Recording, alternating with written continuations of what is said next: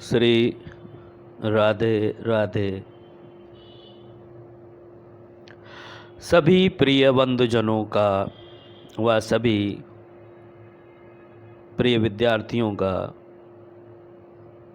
सभी प्रिय श्रोताओं का मैं विपिन वर्मा अपने इस 32 नंबर के ब्लॉग में वास्तु की शिक्षा के ब्लॉग में आपका स्वागत करता हूं। सभी को विपिन वर्मा की तरफ से प्यार भरा राधे राधे, नमस्कार। पिछले क्लास में हमने ग्रह वास्तु ब्रह्म स्थान के नियम तक पढ़ाई की थी। अगली हेडिंग लिख लीजिए। सॉरी बात की थी हमने केवल ग्रह वास्तु और ब्रह्म स्थान के नियम के बारे में, है ना। ज़्यादा सर्दी में दिमाग भी थोड़ा कम काम करता है। कोई नहीं, आ गया मैं। लिख लीजिए आगे। उसके हेडिंग के आगे लिखेंगे, ग्रह बनाते समय, घर बनाते समय हमें ध्यान रखना चाहिए कि वास्तुशास्त्री द्वारा वास्तु आधारित नक्शे के हिसाब से सभी कोणों को उनके स्थान पर बनाया जाना चाहिए। जैसे कि आंगन आकाश के रूप में एक तत्व ही है जिसे ब्रह्म स्थान कहते हैं। ब्रह्म स्थान में किसी प्रकार का कोई भी खंभा निर्मित नहीं करना चाहिए और ब्रह्म स्थान पर किसी भी तरह की भारी वस्तु भी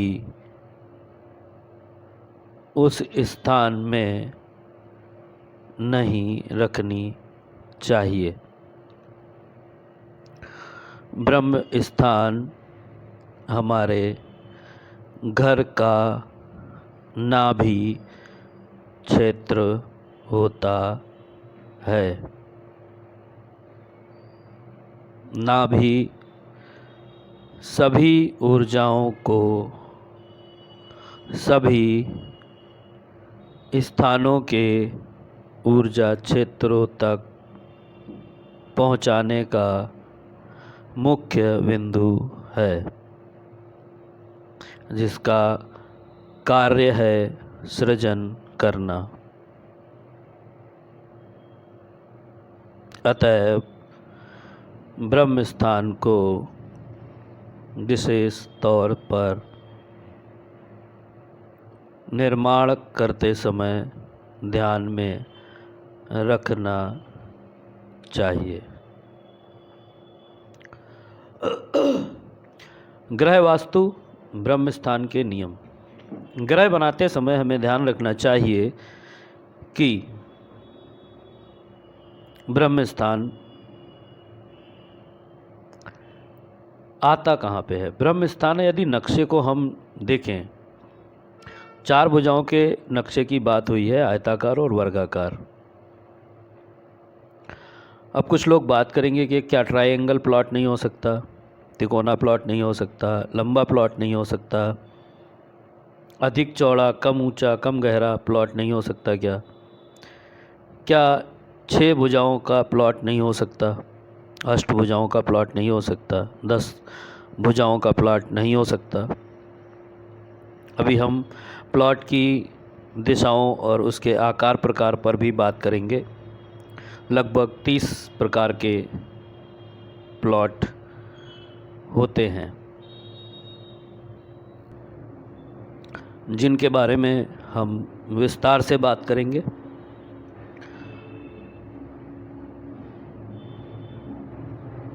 किसी भी प्लॉट की जो बाहरी दीवारें होती हैं, जिसको चौहद्दी कहते हैं, उसमें अगर वर्गाकार है तो दो दीवारें जहाँ पर दो भुजाएं जहाँ पर मिल रही हैं, उस कोने के पॉइंट से उसके ठीक सामने वाले कोने के पॉइंट तक हम एक रेखा खींचेंगे। ऐसे ही हम दूसरे कोने से दूसरे उसके सामने वाले कोने तक एक और रेखा खींचेंगे। ये वर्गाकार प्लॉट की बात मैं कर रहा हूँ। चारों कोने जो आमने सामने हैं एक दूसरे के, उनको मिलाएंगे तो एक क्रॉस बनेगा इस प्लॉट पे। और क्रॉस के पॉइंट को जहाँ पर वो भुजाएं काट रही हैं, जहाँ पे वो दोनों भुजाएं एक दूसरे को काटते हुए निकल रही हैं और वो पॉइंट जुड़ रहा है वो जहाँ पर, उस स्थान को हम प्लॉट का सेंटर मानेंगे और सेंटर वाले पॉइंट को ही हम ब्रह्म स्थान या नाभि एरिया माना जाएगा। उसे ही नाभि सेंटर जो है उसे बोलते हैं, मानते हैं। अब ये एक ऐसी चीज़ है जैसे किसी पुरुष किसी महिला का यदि उसको सीधा करके लिटाया जाए तो उसका जो नाभि क्षेत्र है, किसी महिला को जब गर्भ धारण करना होता है तो उसके जो शिशु जो होता है उसको उसकी नाभि से ही जुड़ के उसको आहार मिलता है। नाभि से ही वो बच्चा धीरे धीरे गर्भ में बड़ा होता है और आकार लेता है। फिर एक दिन वही गर्भनाल काट के उसको माँ से अलग किया जाता है और वो एक, जैसे चुंबक को बोला गया, जैसे प्लॉट को बोला गया, वैसे ही एक अपना अलग स्वरूप पाता है और अपना जीवन जीता है। नाभि का ही काम है ऊर्जा, नई चीज़ का सृजन करना, जैसे माता शिशु का करती है। ऐसे ही प्लॉट में जो सेंटर होता है वो नीचे से जब नींव बंदी होके आती है दीवार ऊपर तक, तो उसके अंदर वो सेंटर ऊर्जा का काम करता है।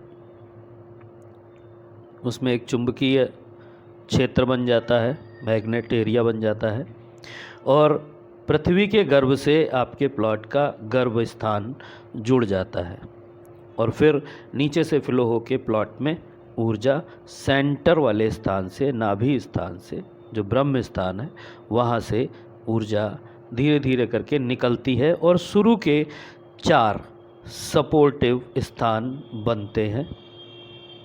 उन 4 ऊर्जा स्थानों के 2-2 सपोर्टिव और स्थान बन जाते हैं। इतना काम 4 से 6 फीट की दीवार खड़े होने पर हो जाता है।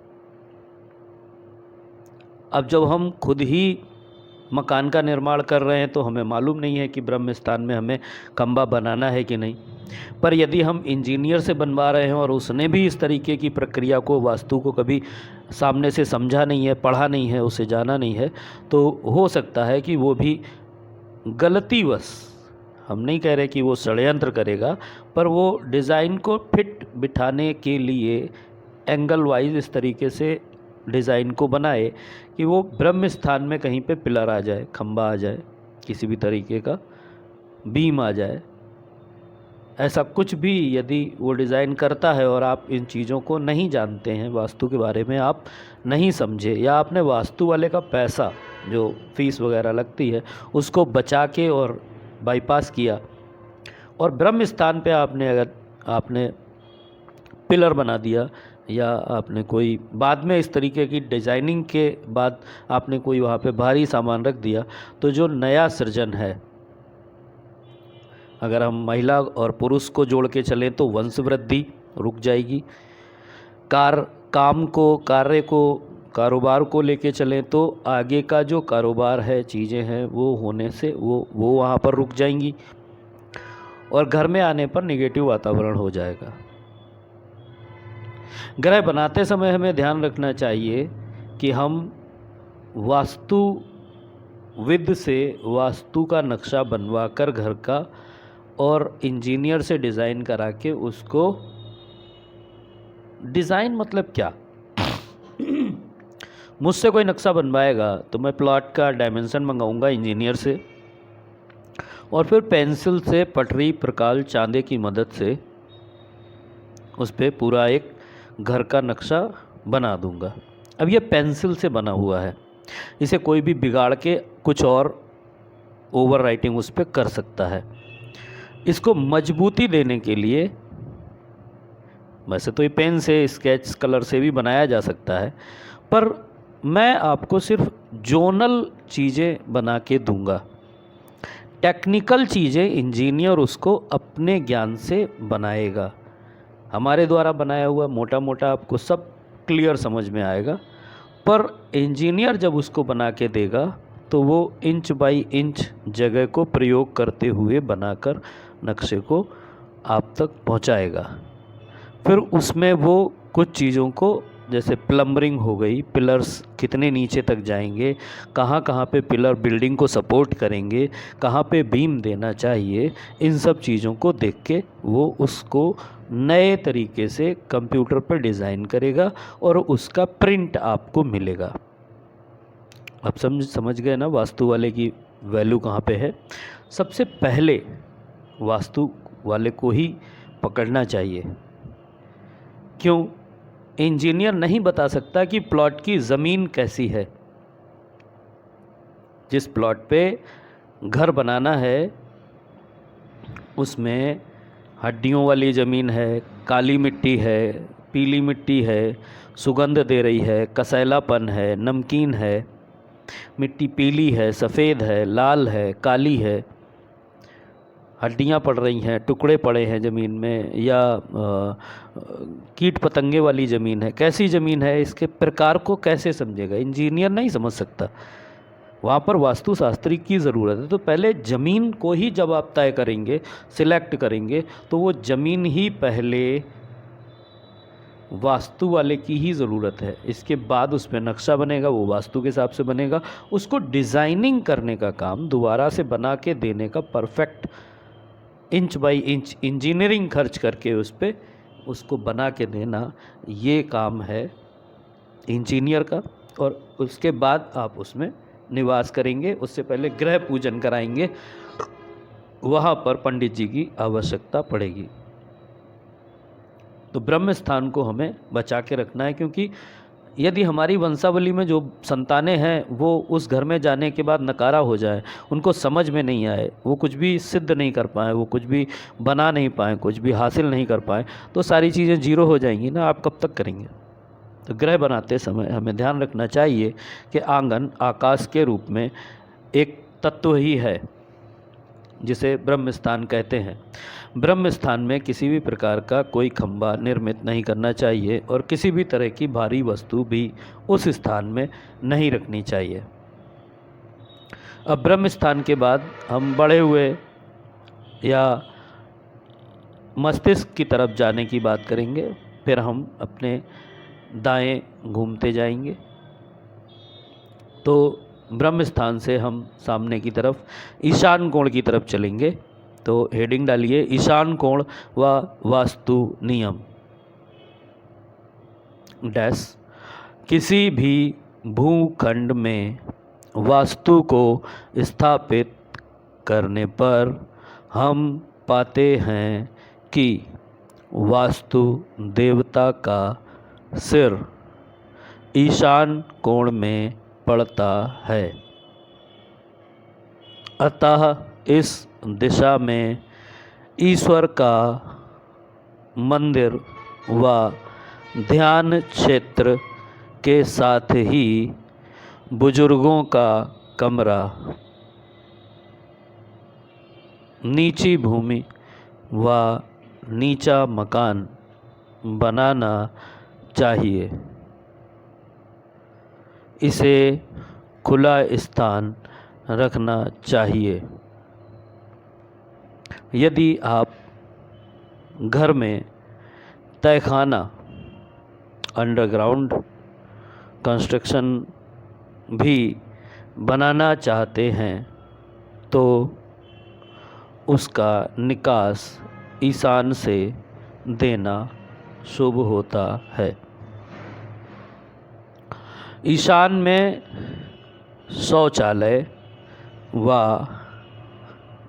बाथरूम सहित ओवरहेड टैंक भी कभी नहीं बनाना चाहिए। अनिद्रा, रक्तस्राव, मानसिक बीमारी, बांझपन, वित्तीय समस्या, मिलनसार न होना व लड़कियों की शादी में देरी होना मुख्य रूप से पाया गया है। मंदिर के कमरे में खिड़की व दरवाज़ा होना चाहिए, पर ध्यान रखें कि पूजा करने वाले व्यक्ति के पीठ के ठीक पीछे दरवाज़ा न बनाएं। यह अशुभ होता है। ईशान कोण व वास्तु नियम। एक छोटा सा ग्राफ बना लीजिए। एक वर्गाकार प्लॉट बनाइए, चौकोर, स्क्वायर, और उसमें बराबर 3 खाने रहें। ऐसे 2 लकीरें खड़ी और 2 लकीरें बेड़ी कर दीजिए। मान लीजिए एक प्लॉट 3 स्क्वायर फीट का है।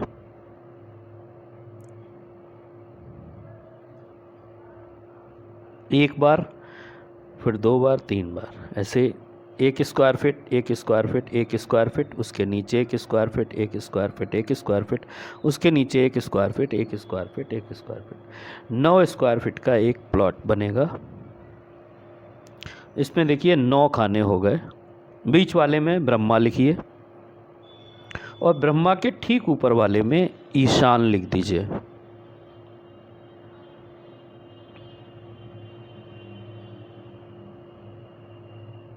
थोड़ा परिवर्तन करते हैं, अगर नहीं लिखा तो ब्रह्मा बीच वाले में लिखिए और कॉर्नर वाला जो है राइट में, सामने से राइट कॉर्नर वाला, उसमें ईशान लिखिए।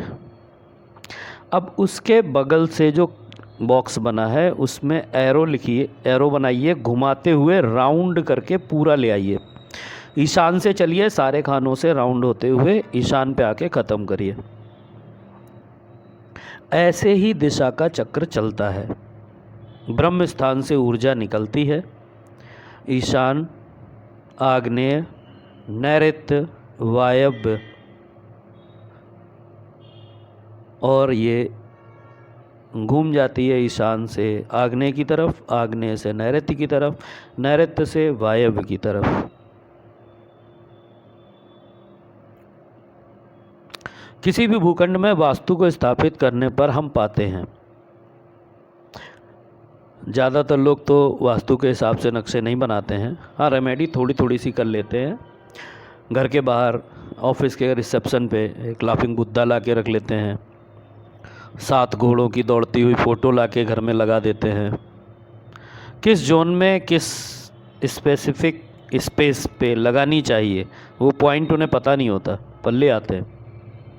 लाफिंग बुद्धा ले आते हैं, विंचिम्स ले आते हैं, टंगी रहती हैं ना, घंटियाँ बजती हैं, वो ला के टांग लेते हैं फेंगशुई के हिसाब से।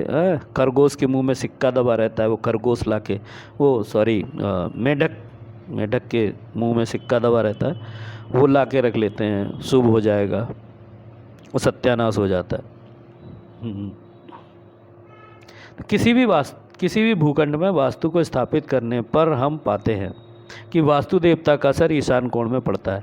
ये उन्हीं लोगों को पता हो सकता है कि ईशान कोण में वास्तु पुरुष का सिर पड़ता है जिन्होंने वास्तु को सीखा है, थोड़ा बहुत भी जानकारी ली है। चाहे उन्होंने रोड साइड चलते हुए किसी फुटपाथ से वास्तु की किताब खरीद ली हो 10 रुपए की, वो भी उनको ये तो बता ही देगी कि ईशान कोण में वास्तु पुरुष का सिर पड़ता है और वास्तु पुरुष की एक आकृति होगी उसमें, जो ये बताएगी कि किस प्रकार से सिर पड़ता है, किस प्रकार से उसके हाथ और भुजाएं पड़ती हैं, किस प्रकार से उसके पैर, घुटने और नाभि सेंटर पड़ता है, और कहाँ पे जाके मल त्यागने का पॉइंट बनता है। कौन कौन सी दिशाएं क्या क्या पॉजिटिव करेंगी, नेगेटिव करेंगी। पर वो 10 रुपये की किताब उसको ख़रीदने के लिए जो इंट्यूशन चाहिए, जो उसको एक पहला जो क्लिक पॉइंट होता है ना विचार का, वो एक चाहिए। वो क्लिक पॉइंट कैसे मिलेगा? उसके लिए उसने किसी को सुना हो वास्तु के बारे में बात करते हुए, किसी ऐसे घर में गया हो वो कभी जिस घर में वास्तु अप्लाई किया गया हो, किन्हीं ऐसे गुरुजन, किन्हीं ऐसे विशिष्ट लोगों के साथ में उसका उठना बैठना, बोलना, बातचीत करना, मिलना जुलना रहता हो जहाँ पर वास्तु की बात होती हो, तभी उसको ये इंसाइट आएगा कि वास्तु के हिसाब से। अब ये तो रही पुराने ज़माने की बात, अभी तो हर हाथ में फ़ोन है, पर ज़रूरी तो नहीं है कि वास्तु वाली रील वो देखे ही। इनकेस मान लीजिए यदि उसने देख भी ली तो ज़रूरी नहीं है वो किसी वास्तु वाले को ढूंढे। ऐसा भी ज़रूरी नहीं उसे मकान बनवाना हो सकता वो पुरखा लोगों के द्वारा बनाए गए किसी मकान में रहता हो, है ना, तो उसको मान लो मकान का कुछ करना ही नहीं है, पर जिस मकान में है उसमें और भाई भी रहते हैं, उसमें वो कुछ कर नहीं सकता अपनी मर्ज़ी से। हमारे एक मित्र है, पुराने लखनऊ में रहते हैं, नाम नहीं लूँगा कभी वो सुनेंगे तो समझ जाएंगे। उनके घर की साउथ में एक पटिया बनी है, पटिया मतलब स्लैब बनी है, और उनका जो कमरे में घुसने का पॉइंट है वो साउथ के जस्ट बाद साउथ वेस्ट है। अब ये डिस्पोजल की जगह है, डिस्पोजल की जगह से उनका कमरा शुरू होता है, और साउथ में उन्होंने एक पटिया बना रखी है जिस पे उनका सामान रखा है, और वो साउथ वेस्ट में अपना आराम से सिर करके और लेटते हैं। उनको लगता है वो दक्षिण में सिर करके सोते हैं। समस्याएं हैं उनके जीवन में। तो अब ऐसे किसी सही रील पे आप रुक जाएं और वास्तु के बारे में जानें, फिर वास्तु के बारे में थोड़ा सा समझें, और फिर वास्तु को जब आप समझ लें और उसको अप्लाई करने के लिए सारे नियम कायदे फिट बैठे, सभी परिस्थितियां फिट बैठे, आपका प्रारब्ध भी फिट बैठे, आपको सपोर्ट करे, तब आप वास्तु सम्मत नक्शा बनाएंगे। और जब आप नक्शा बनाएंगे तो ईशान कोण में वास्तु देवता का सिर होता है, आपको पता होगा। अब आप लोग पढ़ रहे हैं तो आपको मालूम है। अब वास्तु देवता का वहाँ पे सिर होता है, और ईशान कोण यदि बढ़ा हुआ होता है और ऊर्जाएं ईशान, आग्नेय, नैऋत्य और वायव्य से होके घूमती हैं, तो इस दिशा को प्रारंभिक दिशा के रूप में ईश्वर का जो मंदिर बनाते हैं वो इस प्रारंभिक दिशा पे बनाते हैं। ध्यान क्षेत्र, हमें कभी भी ध्यान करने के लिए मेडिटेशन रूम बनाना हो तो हमें इसी दिशा पे बनाना चाहिए। इस दिशा को खुला खुला रखना चाहिए, यहाँ पे स्टोरेज नहीं बनाना चाहिए। यदि कभी अंडरग्राउंड या तहखाना बनाने की ज़रूरत हो तो हमको दक्षिण दिशा से थोड़ा ज़मीन को छोड़ के और फिर खुदाई करके बेसमेंट बनाना चाहिए, और उसमें अंदर जाने का जो द्वार है वो ईशान दिशा से रखना चाहिए, है ना। ईशान से हम अंदर जाएं, ईशान से ही हम बाहर आएं। ये उत्तर की तरफ भी हो सकता है, ईशान से अगर होगा तो ज़्यादा अच्छा रहेगा। अब ये तो हो गया कि ईशान से हमें ये करना चाहिए और ये इस तरीके की चीज़ें देता है। कुछ चीज़ें ऐसी लिखवाई हैं जो नहीं होनी चाहिए। तो ईशान दिशा में चूँकि वास्तु पुरुष का सिर होता है, वहाँ पर मस्तिष्क आता है, तो ऐसी जगह पे, और ये दिशा ध्यान की है, ध्यान करने की है, चिंतन करने की है, चिंता करने की नहीं है, चिंतन करने की है। तो यहाँ पर क्या करना है, यहाँ पे चूँकि इस दिशा का असर जो है वो आपको ध्यान करने के लिए ले जाता है। ध्यान मतलब आत्मिक चिंतन, आत्मिक शांति, उसकी तरफ जाने के लिए जब इसका असर ही ये है, तो यहाँ पर दूसरी जो ऊर्जाएं हैं, जैसे शौचालय, इस दिशा में शौचालय का काम क्या है? डिस्पोज ऑफ करना, किसी भी चीज़ को डिस्पोज कर देना। तो ये दिशा ऐसा असर नहीं देती, तो इसलिए शौचालय यहाँ पर नहीं बनाना चाहिए। बाथरूम मतलब डिप्रेशन, नेगेटिव ऊर्जा आउट करने का स्थान। बाथरूम हमारा डिप्रेशन आउट करता है, नेगेटिव ऊर्जा आउट करता है। तो बाथरूम की जो ऊर्जा है वो ईशान दिशा की ऊर्जा से मैच नहीं होती, तो बाथरूम भी हमको ईशान दिशा में नहीं बनाना चाहिए। ओवरहेड टैंक नहीं कहना चाहिए उसे, पूरा एक कहना चाहिए एक बॉक्स बन जाता है जिसमें पानी भर जाता है। तो ओवरहेड टैंक, इसे छत पे रखना है। और हम गहराई की बात ईशान दिशा में कर रहे हैं, ध्यान की बात कर रहे हैं, मन की शांति की बात कर रहे हैं, तो ओवरहेड टैंक वैसे ही लोडेड है। तो लोडेड चीज़ें जो ओवरहेड है वो हमको इस दिशा में नहीं बनानी चाहिए।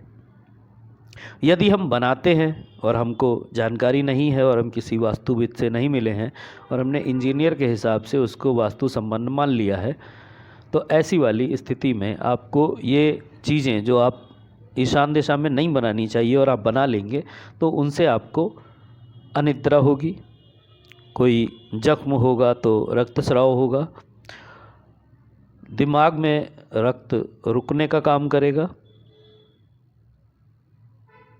ब्लॉकेज हो सकते हैं और न्यूरो संबंधी जो समस्याएं बोली जाती हैं ना वो सारी हो सकती हैं, मानसिक बीमारी हो सकती है। इस दिशा को यदि हम इन चीज़ों से संपन्न बनाते हैं, शौचालय, बाथरूम, ओवरहेड टैंक से, तो ये आपके नाभि सेंटर को डिस्टर्ब करेंगी, तो फिर बांझपन आ जाएगा, अगली चीज़ें सेंटर को ही डिस्टर्ब करेंगी ना। वित्तीय समस्या, कुछ भी नया नहीं हो पाएगा, मिलनसार नहीं होंगे। और इस घर में एक और समस्या जो रहेगी, किसी को भी समझ नहीं आएगी कि बेटियों की शादियां नहीं हो रही। तो जो बेटियों की शादियां हैं, नया काम रुक रहा है ना, तो नया काम, शादी अगर होनी है, अगला स्टेप शादियों का है, तो नया काम है वो देर से होगा, नहीं होगा। तो ये जो समस्याएं हैं मुख्य रूप से इनको पाया जाता है। मंदिर के कमरे, यदि ईशान कोण में आप मंदिर बना रहे हैं या आप मेडिटेशन रूम बना रहे हैं, तो ध्यान रखें कि वो जगह खुली होनी चाहिए। खुली मतलब हवादार होनी चाहिए, बढ़िया से रोशनी आनी चाहिए और वहाँ पर स्टोरेज नहीं होना चाहिए। पूजा करना, यदि आप मंदिर बना रहे हैं, पूजा करने की जगह बना रहे हैं, तो पूजा करने वाले व्यक्ति के ठीक पीछे उस कमरे का दरवाज़ा नहीं होना चाहिए। एक चीज़ और यहीं पे जोड़ दूँ, किचन को साउथ ईस्ट दिशा में बनाना चाहिए। और किचन में भी यही नियम लगता है कि जो गृहिणी खाना बनाएगी, उस खाना बनाने वाली गृहिणी की पीठ के ठीक पीछे दरवाज़ा नहीं होना चाहिए, है ना।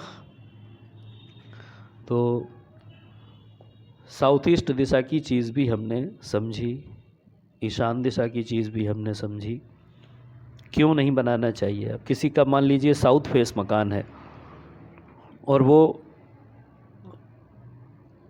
अंडरग्राउंड कंस्ट्रक्शन कर रहा है, बेसमेंट में कुछ बनाना चाह रहा है या बेसमेंट को पूरा बना रहा है, तो उसका निकास जो है वो दक्षिण से ही होगा, क्यों, सामने ही सड़क है। ऑफिस स्पेस अगर वो बना रहा है तब तो वो घुमा के पीछे से भी बना सकता है, गैलरी देके पीछे से एंट्री कर दे, नॉर्थ से कर दे, ईस्ट से कर दे, नॉर्थ ईस्ट से कर दे। पर साउथ से ही बना रहा है तो आप लिखना चाहें लिख सकते हैं। अगर साउथ से कर रहा है तो उसको चाहिए कि वो साउथ से ही अगर घुसना हो रहा है तो कमर्शियल एक्टिविटी करे, रेजिडेंशियल एक्टिविटी ना करे। गृह वास्तु ब्रह्म स्थान के नियम, ईशान कोण व वास्तु नियम, 2 हेडिंग्स पे हमने आज बात की है। ईशान दिशा हमने ले ली है, आज ईशान कोण हमने ले लिया है। वो हम पूर्व दिशा और पूर्व दिशा के कोण और उसके वास्तु की बात करेंगे अगले वीडियो में। और एक एक करके 8 दिशाओं को हम यहाँ पर लेंगे और उनके बारे में जानेंगे, क्या क्या चीज़ें कहाँ कहाँ पे वर्जित हैं, कौन कौन सी चीज़ें कहाँ कहाँ पे अप्लाई की जानी चाहिए। हर दिशा का अपना अपना क्या स्वरूप है, क्या ढंग है, क्या चीज़ है, वो सब आपको समझ में आएगा, लिखते चलेंगे। एस्ट्रो वास्तु शुभम हमारा फर्म का नाम है और हम विज़िट इस समय दे रहे हैं। सैटरडे संडे हमारे यहाँ निःशुल्क वास्तु परामर्श दिया जाता है। आप आ सकते हैं, नक्शा लेकिन साथ में लाइएगा। और विज़िट करा रहे हैं तो आपके घर का नक्शा होना चाहिए, नहीं है तो हमको थोड़ी सी प्रक्रिया नक्शा बनाने की वहाँ पे करनी पड़ेगी। ठीक है। अब इसके बाद का पार्ट है ये कि astro vastu Shubham YouTube channel और फेसबुक दोनों पर ही पेज पर है। बहुत सारा प्यार आप दे रहे हैं, बहुत सारा प्यार हमें मिल रहा है, बहुत सारी विज़िट हम कर रहे हैं। ठंड में भी हमको जाना पड़ रहा है, पर मल मास की वजह से लोग कह देते हैं कुछ लोग कि मैं अभी समझ लिया है, पर ये जो काम आप कह रहे हैं ये हम मलमास में नहीं करेंगे। तो ये उनका पर्सनल अपना विचार है, वो नहीं चाहते हैं तो ना करें, मुझे दिक्कत नहीं है इससे। एनर्जी तो बराबर बह रही है। मलमास ज्योतिष के हिसाब से है। कोई लग्न करनी हो, किसी बेटे के लिए बेटी देखने जाना हो, बेटी के लिए बेटा देखने जाना हो, हाँ, किसी परचेज़ को करना हो, किसी ज़मीन की रजिस्ट्री करानी हो, किसी दुकान का उद्घाटन करना हो, इन सब चीज़ों को रोक सकते हैं। पर रेमेडी करेंगे तो ऊर्जा तो बराबर ही प्रवाहमान है, आप उसको रोक थोड़ी सकते हैं। हाँ, निर्जल गंगा जल की चल चल बहती धारा सदा से बह रही है, सदा बहती रहेगी, आप उसे रोक नहीं रहे हैं। प्रवाहमान है, बराबर गति लिए है। पृथ्वी बराबर घूम रही है, पृथ्वी हर समय एक कंपन दे रही है। चंद्रमा बराबर पृथ्वी के चारों तरफ घूम रहा है, एक कंपन दे रहा है, ऊर्जा दे रहा है। पृथ्वी सूर्य तमाम ग्रह पृथ्वी के साथ सूर्य के चारों तरफ घूम रहे हैं, असर दे रहे हैं, बराबर निरंतर दे रहे हैं। मलमास में कुछ चीज़ों को प्रतिबंधित किया गया है। तो मेरा कोई प्रेशर नहीं है कि आप करें, पर रेमेडी अगर आपने ले ली हैं तो जैसे ही आपका मलमास समाप्त हो आप उसकी व्यवस्था करें और अपने जीवन में अच्छा बदलाव लाएं। निरंतर जुड़े रहें एस्ट्रो वास्तु शुभम पेज के साथ, जुड़े रहें हमारे साथ। जो लोग हमसे मिल लिए हैं वो प्रसन्न हैं, और जो चीज़ों को मान रहे हैं, जो हमारी बातों को समझ रहे हैं, जोड़ रहे हैं अपने जीवन में पॉजिटिविटी को, वो सभी जुड़े भी रहना चाहते होंगे। जुड़े रहें, सभी से यही कामना है। ईश्वर सभी का भला करे, सभी के जीवन में अच्छा बदलाव हो। इसी के साथ हम पूर्व दिशा और आगे की सभी दिशाओं के बारे में अगले एपिसोड में बात करेंगे। तब तक के लिए प्यार भरा राधे राधे।